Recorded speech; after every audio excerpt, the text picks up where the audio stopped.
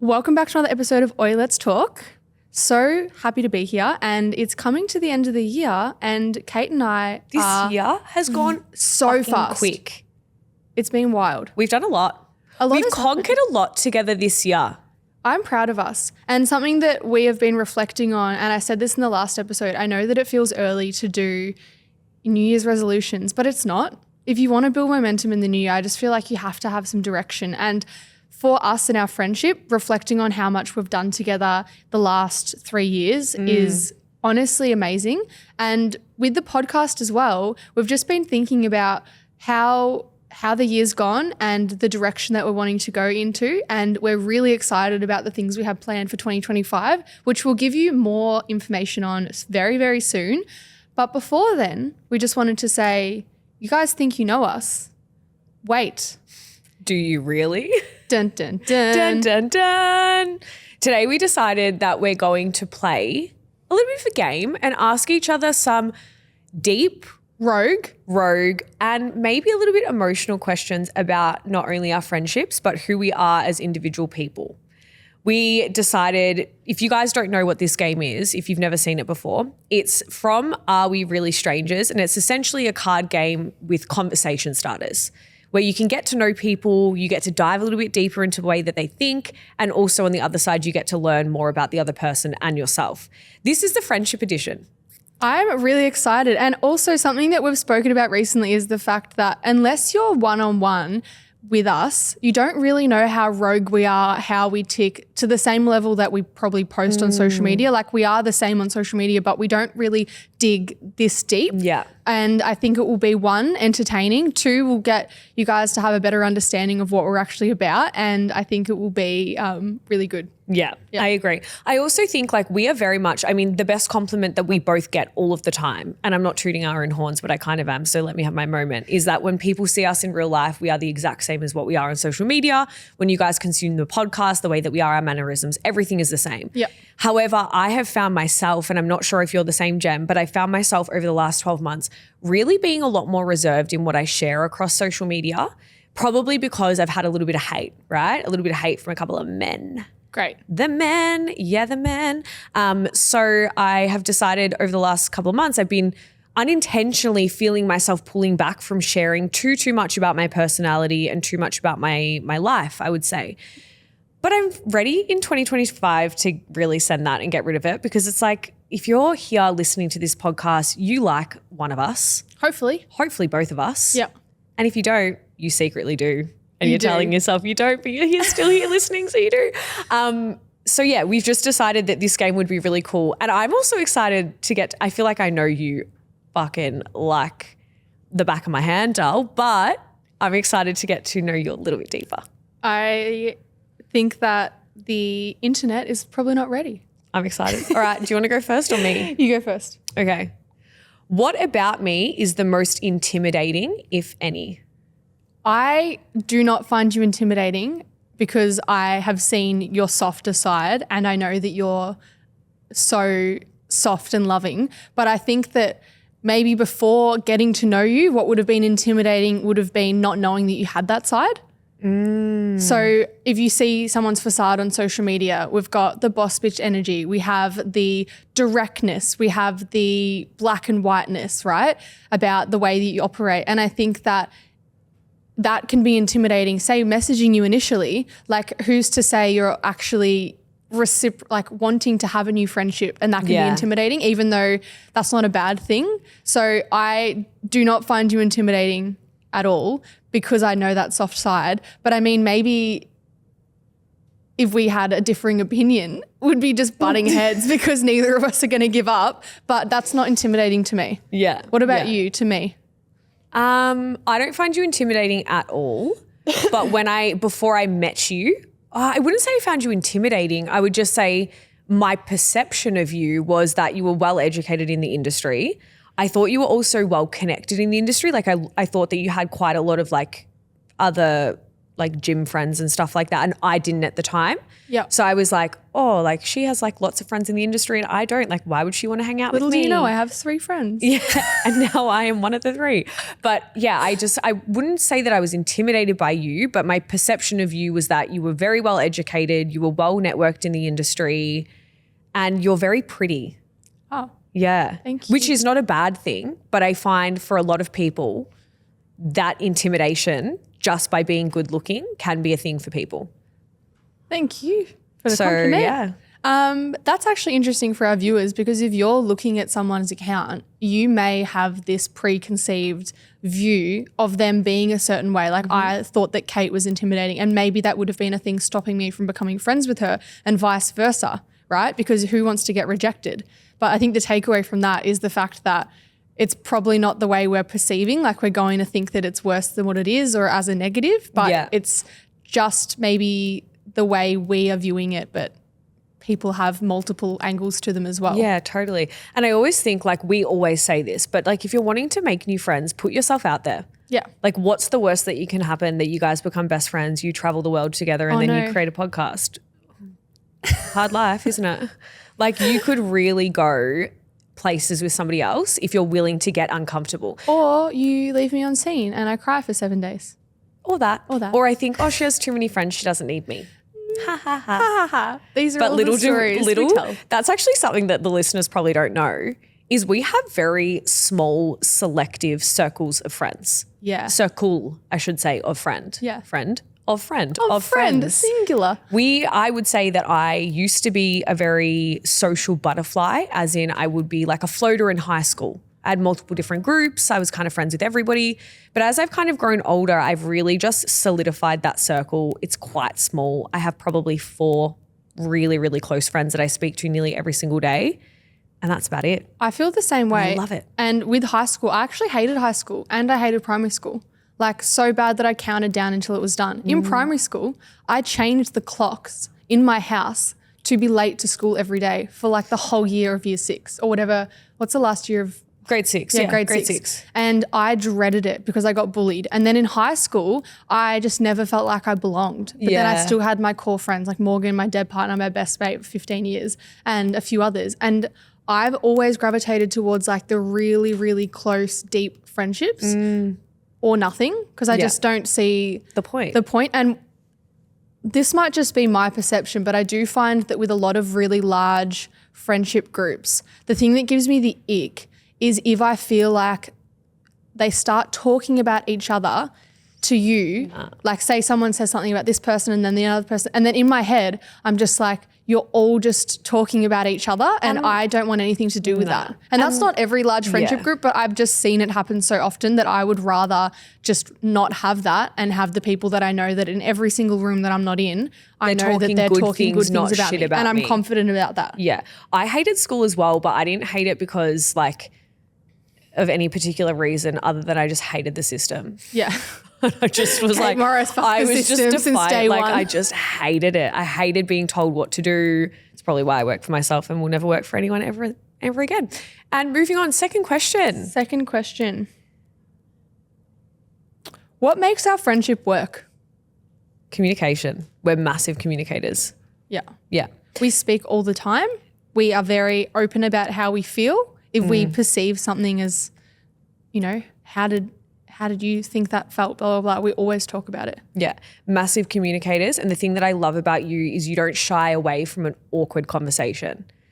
Like even if you know it's going to be uncomfortable. Yeah. Like if I do something that upsets you, you'll call me out on it straight away. You don't stew on it, which I think is it's a good thing. I'm just having a flashback to I just need to give you guys a flashback because I'm so direct and if I feel something, you guys are going to know about it. Straight away. Within 3 seconds. Within 3 seconds. So Except me, apparently not. I didn't know about it. I was oblivious. I was lying down sunbaking. Are we talking about the same thing? Yeah. So just a very quick 30-second flashback. Kate was teaching and then the plan was she's going to teach and then we're going to get lunch together. That was the plan. And then she taught, I planned around this plan. So I went to the gym, I came back, I started playing like a Rufus YouTube set back at our thing waiting, having a great time in a great mood. Then it gets to maybe 2 hours after this plan. And then I see that she's at lunch with our 2 other friends. All of her read receipts are off. And then she just starts sending me memes unrelated to like the 5 messages I've sent her being like, lunch, we're getting lunch. What's happening with lunch? And then she comes home just like strolling in. I was like, how's your afternoon? And then I looked at her and I said, oh, are we talking now? So I went into my room. I got changed into my bikini. I don't know how I missed your messages. Yeah. No, like I actually to this day don't know how. Yep. So I didn't read any of these messages. So I'm just at lunch. I have no idea she's waiting for me. I get home, get into my bikini, lie in the sun. I was like, how was your day? And she goes, oh, we're going to talk now. And I was like, whoa, what do you mean? And she's like, you left me on scene. Or I didn't see it. You didn't open my message.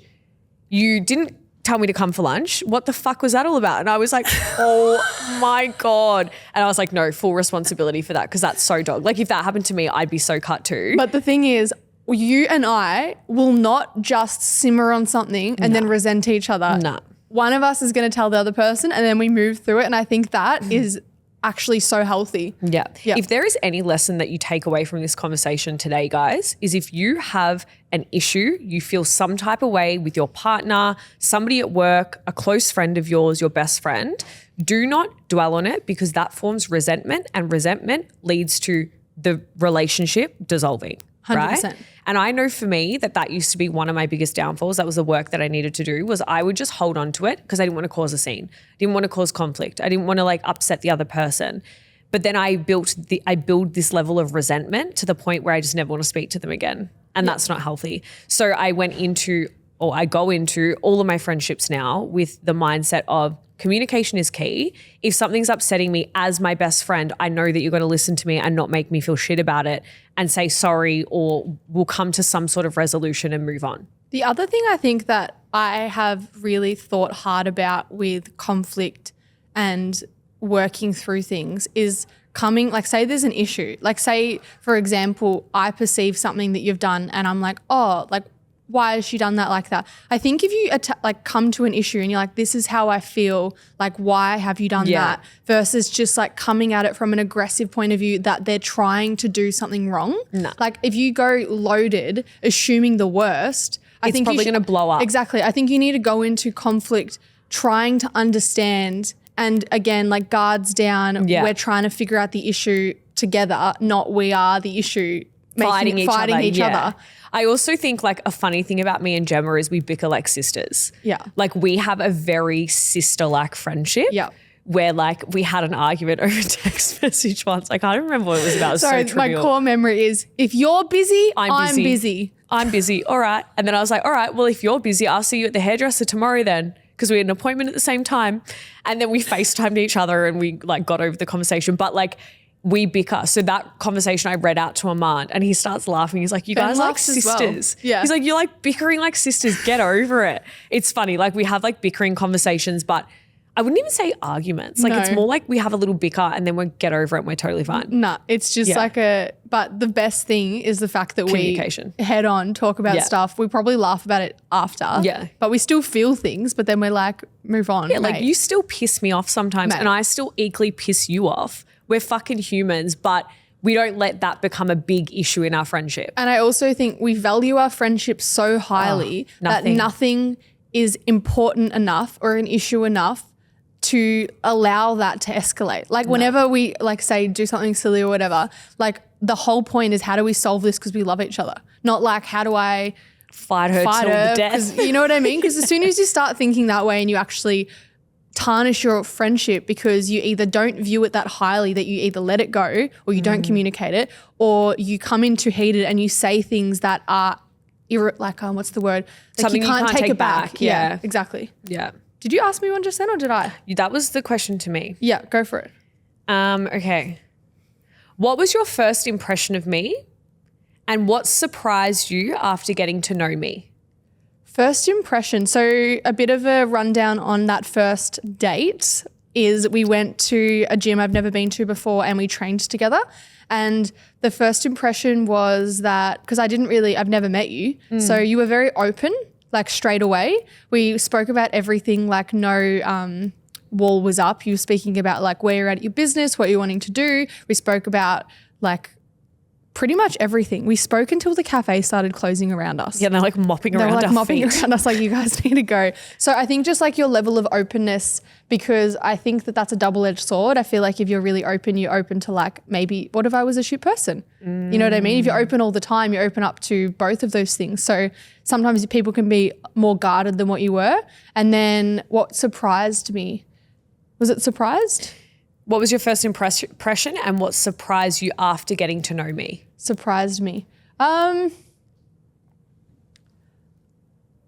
think maybe just the level of loyalty that you had towards me as someone that has only recently become your friend. Like you've been friends with, say, Lauren, what's that, 14, 15 years? 16 years, I think. I feel like once you decided that I was your person, right? You're one of your best friends. I just feel like the level of loyalty and support that I felt straight away, and that you were willing to, you know, provide me, what's the word I'm looking for? You know, support me with. Yeah. I think I was just like, wow. And that's also what solidified the fact that we're so close now, because there was no long drawn out thing. It was just like, oh, I like you. I'm going to tell you I'm an open book. Yeah. And then also now you can never leave me and I will fight to your death for you. And I was like, okay, sick. And I think that's just really made it even better. Yeah. What about me? My first impression of you, random, but you were taller than I expected when I met you in real life. Yeah, Because I don't know why, you just look shorter on Instagram maybe. And Yeah. if you guys haven't met Gemma before, she's not super tall. Like I would say I'm quite tall for a female. I'm nearly 6 foot. I'm 5'7". Yeah, 5'7", about a head shorter than me. But I was... And my we're- dimensions. Yeah, you've got different dimensions. We're complete opposites. But I was surprised at how tall you were. I also was surprised at how friendly you were. That's Right? interesting. Yeah. Yeah. So not surprised. My first impression was that you were very friendly Yeah. and warm. Yeah. Wasn't frosty. No. Warm and welcoming. Yeah. And very friendly. I guess I'd only ever stalked you on social media, so I only saw like a polished version of you in the most loving way possible. I mean, people see a polished version of me too. 100%. So yeah, when I saw you, I was like, oh, she's taller than I expected. This is a bit random, and I really like tall people. And she's nice. And she's actually really friendly. You were very friendly and very like smiley and happy. Yeah. Like good energy, good vibe. And then the thing that surprised me after getting to know you is that you're a stubborn motherfucker. You are a Taurus through and fucking through, like a bull, man. I'm so stubborn that this week I told my friend that I thought that he was well suited to someone, and I thought that her name was a certain name, and I was wrong about that name. So rather than me say I'm wrong about that name, I messaged him and said, she's got a fake name. I was like, she's got a fake name. And he's like, fake name, that's weird. And I was like, nah, she's got to have a fake name. And then he's like, okay. And then I looked back through like my conversations with the girl, because I'd only met her like 3 or 4 times. I was indeed wrong. Oh, She has a real name. I just needed to accept the fact that I was wrong. Which if you know Gemma, she will not do. No, it's Yeah, so I guess the thing that surprised me about you was you are very stubborn. yeah. It's probably a downfall, but also No, I it don't- means I get shit done. Yeah. But also I understand its flaws. Like I'm fully aware. I don't think it's necessarily a bad thing all of the time. I think that sometimes it's definitely something that you can use to your advantage, being stubborn. The other thing that surprised me about getting to know you was you didn't have a lot of friends. Not in a bad way, bro, but like from social media, once I actually got to know Sorry, you. got no friends. You got 0 friends, nah. But I thought that you would have like a massive group of friends. Like you would have like 15, 20 girlfriends that you always hang out with. That was the vibe and energy I got. And then when I found out that you actually have a small group of friends, I was mates. like, oh, I feel like we're going to get along really well, because I didn't have a massive group of friends either. That's so funny. Not that I'm that's a so determining guarded. factor. That is interesting as in your perception, because I am one of those people who, like, as I said, 3 to 4 really good friends, love my job, love my partner, love my dogs, also love doing absolutely nothing. Yeah. Like, and also I don't waste my time on like things that I don't want to do. So that's why I'm Stubbornness. selective Yeah. with like who I'm friends with as well. So I think that is so funny, because all I'm doing at home is nothing, just hanging out with my 2 friends, and that's great. And that's it.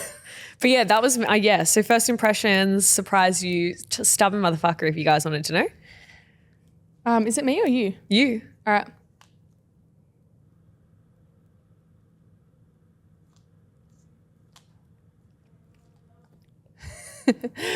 What do you think I strongly dislike that most people obsess over? Oh, what is something that you strongly dislike that most people obsess over? I got nothing going on. Should I do a different one or do we like that one? I kind of like that. What's something that you strongly dislike that a lot of people obsess over?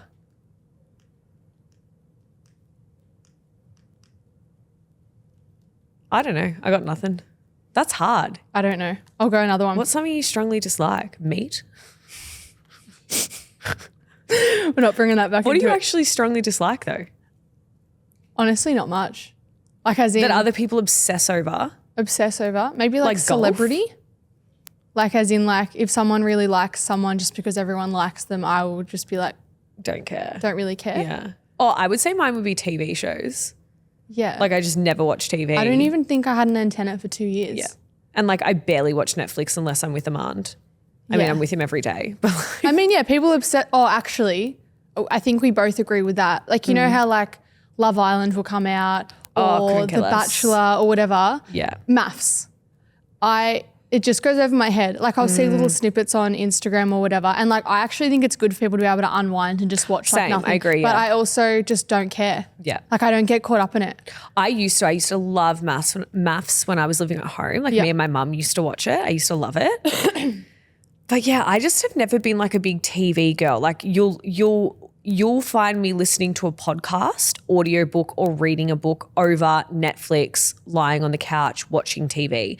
The only thing that I absolutely fucking love and I like wait for every week because it's back is Yellowstone. It's like a cowboy ranch movie. Yellowstone, Sons of Anarchy. Those are the two that I will binge watch. But other than that, I can't get into movies, can't get into shows. Well, we're going to have to watch Wicked together soon. We You're are. going to have We're to going to go. grow up between Yeah. now and then. We are. Do you have another one? Because that one was kind of shitty. Yeah. It wasn't shitty. It was just Kate's hard. forcing me to ask this question. Oh, get off it. I am. I held her at gunpoint, actually. She did. I want to know your opinion. I'm interested. And also I feel like the listeners want to know as well. Why would you not want to know this? Because my mum listens. So does my dad. I'm so sorry, Dad. Dad and Deborah. Like get off. Yeah. Leave. Turn off. Yeah. Do Andrew, Deborah, stop this podcast immediately because you don't want to hear what's about to happen. On a scale of 1 to 10, how sexually adventurous do I seem?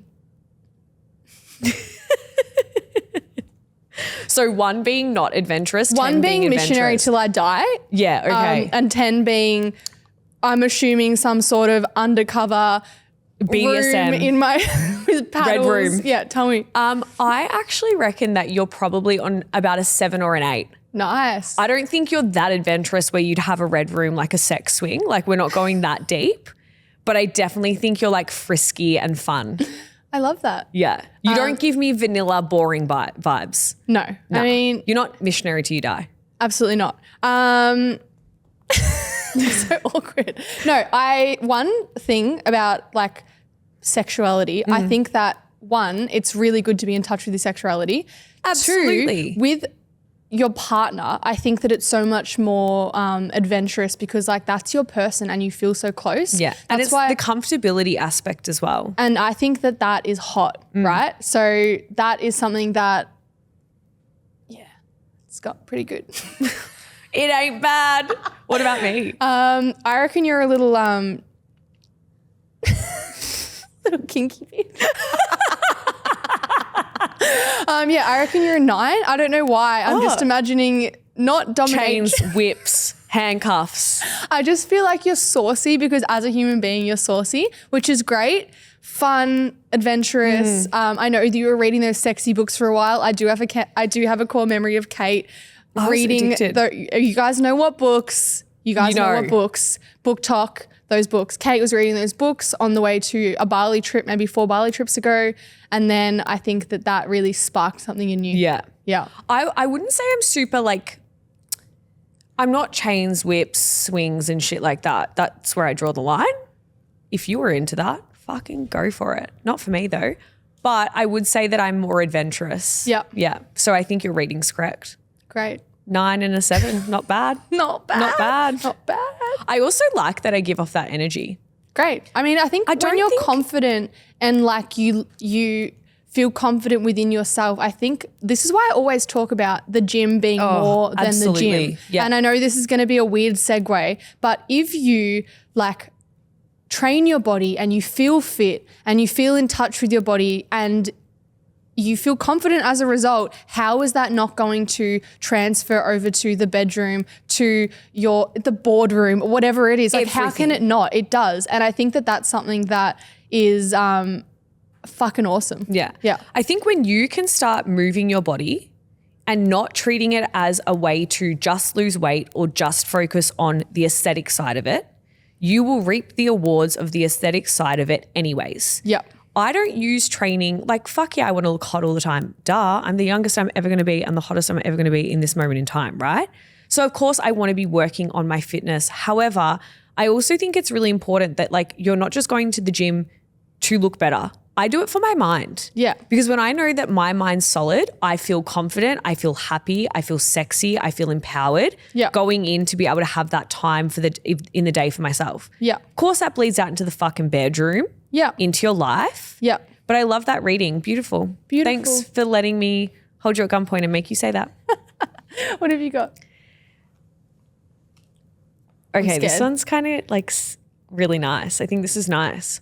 What do you wish I could see in myself that you see in me? Okay, so you're really big on just like not knowing what you've achieved.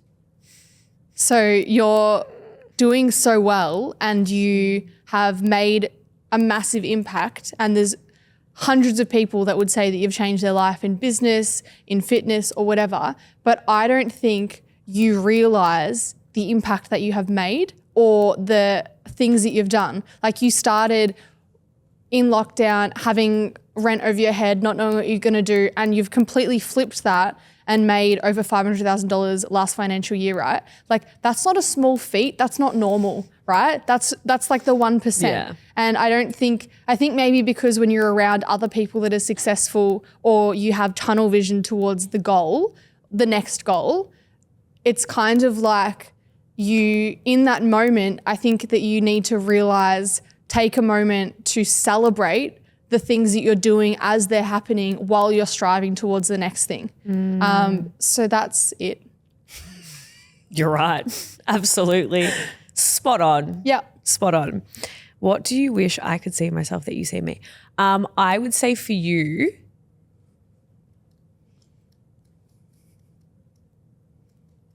I would say something similar. I think that you know how far you've come, but I don't think that you how do I word? Okay, pretty much the way that I want to say it is I don't think you see how strong you really are. Oh. Yeah. Yeah. Is that a good way to word it? Yeah. And I think that that's in a lot of elements. I mean, I kind of get that because Yeah. I've always been very independent, but I think that being strong is like a coping mechanism. Not a coping mechanism, but like what other choice do you have? Yeah. So yeah. And you're very resilient. You've had a lot of shit things happening in your life, but very, very resilient. Yeah. I think I'm okay. I've had a pretty good time. I think I'm totally fine. As a tear rolls down your face. No, but I'm just saying, like, I don't think you give yourself credit for it. Yeah. Why are you getting awkward? I don't know. Thank you so much. That's okay. Are you going to cry? No. Oh. I wanted a tear on this episode.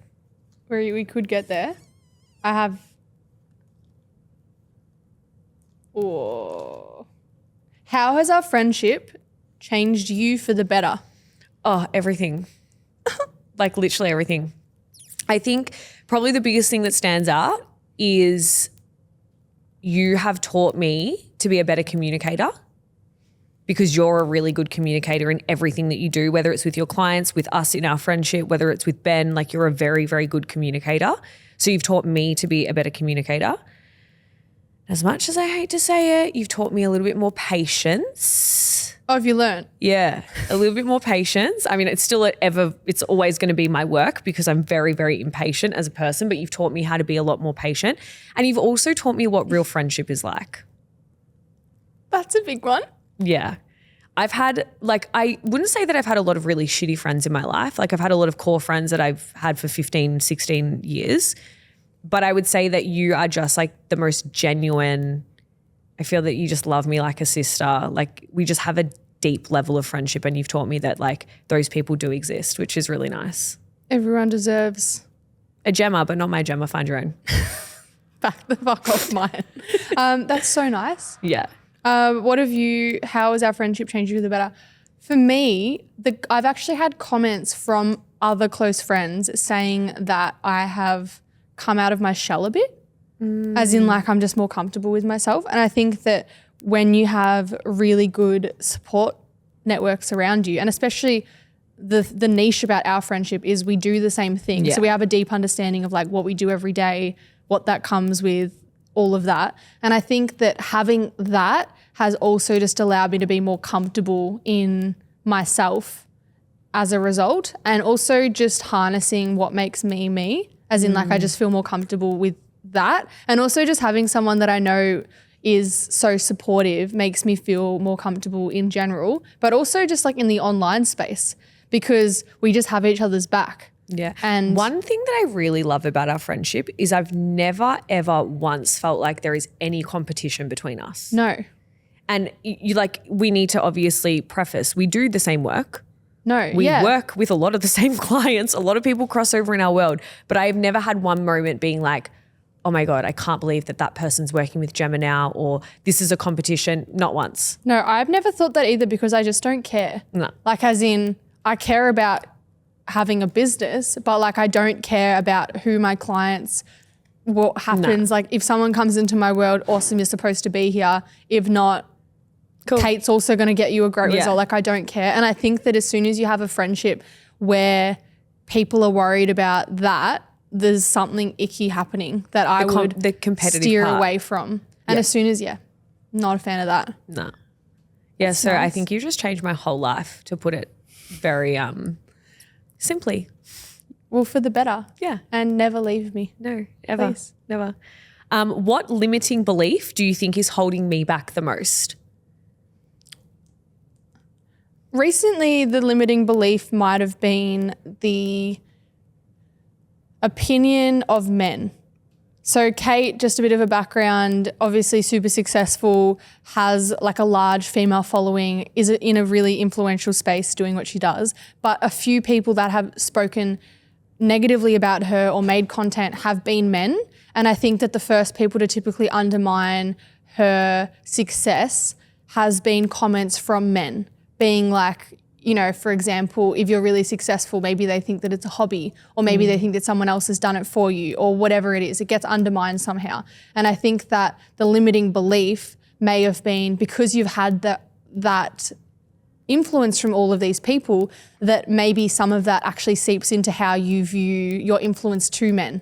Yeah. Because you might think that they already have this misconception, like, you know what I mean? Yeah. What influence could you as a woman have on them if they've always told you that you're not doing as much as you think, or that they don't actually think you're that smart? And I think recently when Kate ran an event and she received, 40 to 60 DMs, and a lot of those were for men, all saying how amazing her seminar was and what she spoke about, I think that really would have helped her overcome that limiting belief that you are influential to men and to women and to everyone, because what you have to talk about is powerful. So that's the most recent one. In terms of limiting beliefs beyond that, I can't think of another one. That's the main one. I'm sure there's others. I can keep going if you'd like. No, that was huge for me. So little bit of a context, like Jem kind of went through it, but I ran an event, obviously with another speaker who was a male. And obviously having a male and a female means that you're going to probably pull half men, half women into a room, right? Which is exactly what happened. And don't get me wrong, I've been on a masterclass with 200 plus people hosting a masterclass before, under my business, under my brand, but all being women, maybe a couple of guys trickled in there. But the thought of me standing up in person with a bunch of men, when and like a little bit of a backstory so you guys know where I'm coming from, every single hate comment I get, anyone who ever undermines me, anyone who ever makes hate videos of me, anyone who ever says anything about the way that I look, the money that I make, if I'm a liar, la-di-da-di-da, whatever, suck a dick, is a man, right? Yeah. So whenever I was put in a position like I had to with this event, standing in front of men and speaking in front of them, I literally wanted to fucking die. I was like, I actually don't think I can do this. I called Gemma on the Monday of the event. The event was on Saturday. I called Gemma having a full breakdown. I have a video of Kate. I saved it because I knew that after the event, she would want to see that to see what had happened. But I have a video of Kate on the Monday saying, is there a way I can wrap my car around a tree where I don't actually get hurt and no one else gets hurt, but it's hurt enough that I don't have to run the event on Saturday? And I was talking her off a ledge. Yeah. And then I took that video and then it got to Saturday and then I was like, how are you feeling? And she's like, let's fucking go. And then after the event, she called me to debrief and like she was on a high. And then when she was on a high, I sent her that video about wrapping herself around a tree and she's like, I'm so glad that I did that. Yeah. So but I think it's also like a really cool lesson, right? Like I've been in business for 6 years. I've done quite a lot in my business, but I also still have moments where I doubt myself. Yeah. And I was doubting myself big time. But also the other cool lesson here, it's like, cool, doubt yourself all you want. But the one thing I will never do is quit. No. So I'm still going to get up and I'm still going to speak to these men. I'm still going to do the absolute best that I can. And I'm so happy that I didn't go, oh, I'm going to let my emotions dictate my reality and the next move that I make. Because if I let that emotion dictate, I wouldn't have showed up on Saturday. And also it would have reaffirmed the belief that you have and you're not moving past it. Exactly. And then I did have a moment at the very end of the day. I like looked up and there was probably maybe 6 to 10 men surrounding me trying to give me a hug and say, thanks so much for today. It was so lovely to meet you. And I had that moment, in that moment, I was like, fuck yeah, I did that. Yeah. Like this was a full initiation. Like no wonder I was asked to be a guest speaker with a half male audience. Like this is an initiation for me to move through that fear and completely dissolve it, which I have. So I'm very happy that I did that. Now, the limiting belief that I think that is holding you back the most, I don't know if you have any real limiting beliefs. I would say maybe that I don't want to say your limiting belief is judgment, but I feel like you do go through a looped repetitive cycle where you feel like people don't like you. I do ask Kate and Ben multiple times a week, do you still love me? And I always reply. Sometimes I'm like, nah, but then most of the time I'm like, yes. And then I have my spiral. 100%. I think part of that is because, as we mentioned, very independent, like just does her own thing kind of thing. I think because I operate that way, that I'm not needy, but I still want to be told constantly. All the time. I will die without attention. I want Ben to tell me that he worships the ground that I walk on, and he does. He does, absolutely. You know what I mean? Like, I want you to tell me that, even though I know, and you're marrying me and we own a house together. Yeah. And then for us, we constantly talk about how much we love each other, but I would like you to continue to tell me. Always. I don't know is that words of affirmation? Yeah. Maybe that's just what I need. But I do think that sometimes can be a limiting belief for you. Yeah, well, I think a little bit, like in making new friendships maybe, and maybe potentially a little bit in business. Yeah, I mean, with friendships, I would say maybe just a perception of how people view me, but I also don't think I'm proactively trying to make new friends. No. Like as in like I'm warm to everyone, but I'm talking about like you're really the best one. You don't need any more, mate. Okay. But with business, I would say that prior to this year, I think that I would have not shown up as much just because of either not wanting to show things that I would deem as being boring. But now I'm like, just show it all. And then if people like it, they'll tune in kind of thing. Funny story with that. So again, when you're operating a business online, you do need to be more analytical. You're like, I'm running a business, but then there's also my personality. Most of the people that sign up to work with me come through Coach Gemma, not through Uplift. So, and people tell me like, I signed up because I like you and also what you're about. I posted a video of Ben and I cutting our dog Willow's toenails on Sunday. That is the most basic, like nothing content, but like it was very wholesome. That is the most story views I've ever had. Yeah. That one video. And I'm like, I think that, just reaffirming the limiting belief of being like, no one cares about the nothing. No. I even put a poll in my broadcast channel. I was like, what do you guys want to see more of? And then everyone was like, behind the scenes. So I think I just need to get over the fact that like, the nothingness is like the mundane stuff that we're all doing is relevant to the people who care. Yeah, absolutely. And also you need to think like if someone wants to work with you, they want to feel like they like you, they know you, they trust you. Yeah. And a big part of that is showing your life and like the shit that we do, the shit that you and Ben do. Ben does. Yeah. One last one. Yep. What do you need to vent about right now? Permission to let it all out.